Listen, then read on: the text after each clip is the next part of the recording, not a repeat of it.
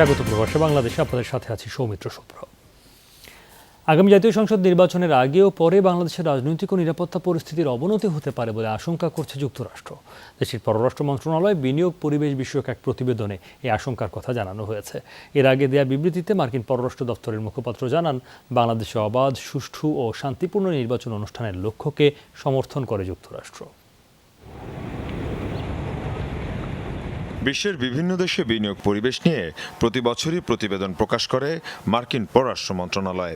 এবারের প্রতিবেদনে বাংলাদেশ অংশে বলা হয়েছে, আগামী জাতীয় সংসদ নির্বাচনের আগে ও পরে দেশটিতে রাজনৈতিক ও নিরাপত্তা পরিস্থিতির অবনতি হতে পারে। সবশেষ সাধারণ নির্বাচন প্রসঙ্গে বলা হয়, 2018 সালের ডিসেম্বরে অনুষ্ঠিত জাতীয় সংসদ নির্বাচন নানা ধরনের অনিয়ম, সহিংসতা ও ভয়ভীতি প্রদর্শনের কারণে ব্যাহত হয়েছে। ক্ষমতাসীনরা বিভিন্ন ধরনের আইন ও নীতি প্রণয়নের মাধ্যমে বিরোধী রাজনৈতিক দলগুলোর পরিসর সংকুচিত করেছে। পাশাপাশি বিচার বিভাগের স্বাধীনতা খর্ব এবং গণমাধ্যম ও সুশীল সমাজের স্বাধীনতা হুমকির মুখে পড়েছে বলে রিপোর্টে উল্লেখ করা হয়। এদিকে ঢাকা 17-এর উপনির্বাচনে স্বতন্ত্র প্রার্থী হিরো আলমের ওপর হামলার ঘটনায় বিবৃতি দেয় যুক্তরাষ্ট্রসহ 13 পশ্চিমা কূটনীতিকের তলবের ব্যাপারে সরাসরি কোনো প্রতিক্রিয়া দেয়নি যুক্তরাষ্ট্র। নিয়মিত ব্রিফিংয়ে দেশটির স্টেট ডিপার্টমেন্টের মুখপাত্র জানান, গণতন্ত্রে রাজনৈতিক প্রতিহিংসার কোনো স্থান নেই। The US favors no political party. মার্কিন প্রশাসন কখনোই বিশেষ কোনো রাজনৈতিক দলের পক্ষে কথা বলে না।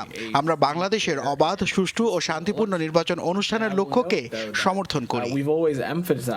বেদান্ত প্যাটেল বলেন, বরাবরই অবাধ ও সুষ্ঠু নির্বাচনের লক্ষ্য অর্জনে বাংলাদেশের সাথে যৌথভাবে কাজ করার উপর গুরুত্ব দেয় যুক্তরাষ্ট্র। এটা দ্বিপাক্ষিক সম্পর্কেরই অংশ।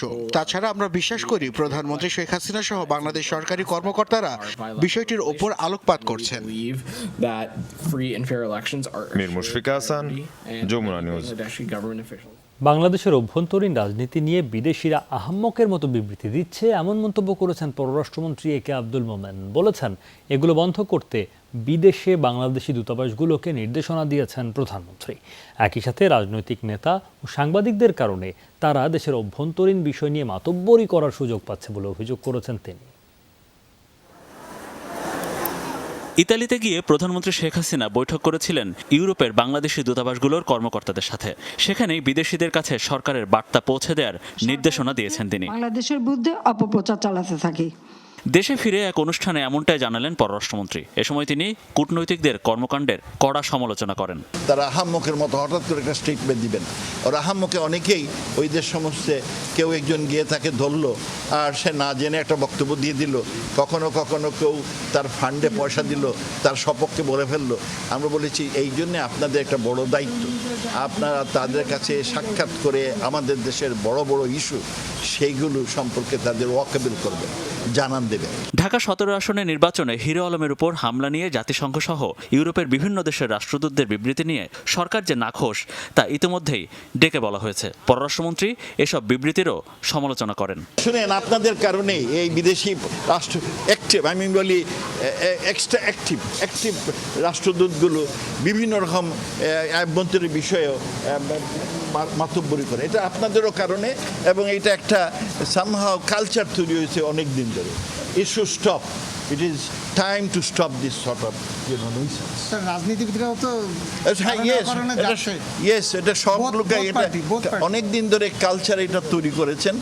আমরা এই কালচারটা পছন্দ করি না। প্রধানমন্ত্রীর সাথে সফর শেষে দেশে ফিরে ফরেন সার্ভিস একাডেমিতে একটি বইয়ের মোড়ক উন্মোচনে অংশ নেন পররাষ্ট্রমন্ত্রী। মনিরুল ইসলাম, যমুনা নিউজ, ঢাকা।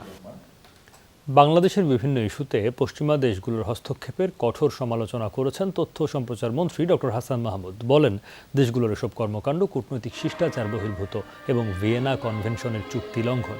বৃহস্পতিবার পশ্চিমবঙ্গ সফরে কলকাতা প্রেস ক্লাবের উদ্যোগে আয়োজিত মিট দ্য প্রেস সাংবাদিকদের প্রশ্নের জবাবে কথা বলেন তিনি। মন্ত্রী বলেন, অন্য অনেক দেশের চেয়ে বাংলাদেশের মানবাধিকার পরিস্থিতি ভালো। তথ্যমন্ত্রী আরও বলেন, সংবিধান অনুযায়ী নির্বাচনকালীন সরকারের অধীনেই আগামী সংসদ নির্বাচন হবে।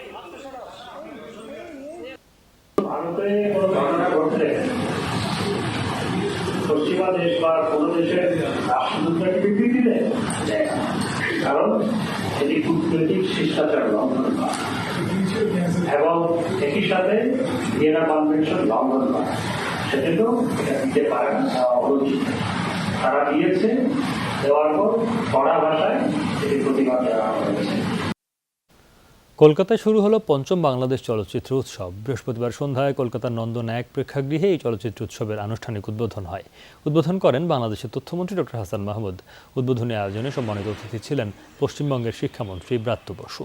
বিশেষ অতিথি ছিলেন পরিচালক গৌতম ঘোষ। উপস্থিত ছিলেন বাংলাদেশের সংসদ সদস্য আরমা দত্ত, অভিনেতা ফেরদৌস আহমেদ, পূর্ণিমা, অরুণা বিশ্বাস, নুসরাত ফারিয়া, রূপঙ্কর বাগচি, কলকাতায় নিযুক্ত বাংলাদেশের উপ-হাই কমিশনার আন্দালি বিলিয়াস ও প্রথম সচিব রঞ্জন সেন সহ অনেকে।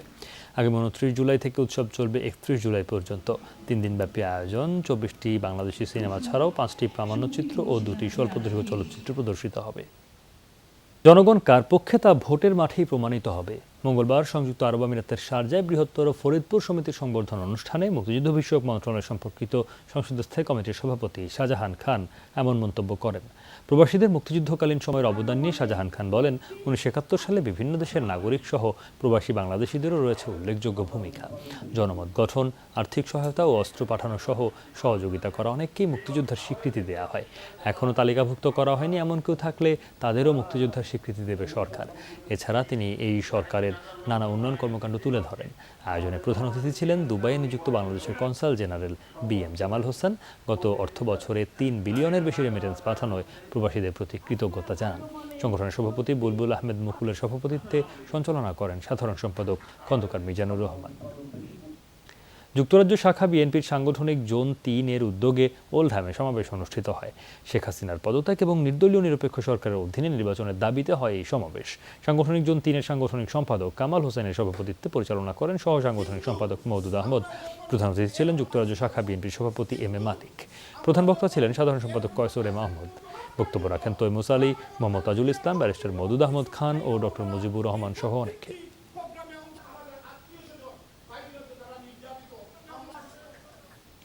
যুক্তরাজ্যের নর্থ ওয়েস্ট বন্ধু সমাবেশের উদ্যোগে মতবিনিময় সভা আয়োজন করা হয়েছে।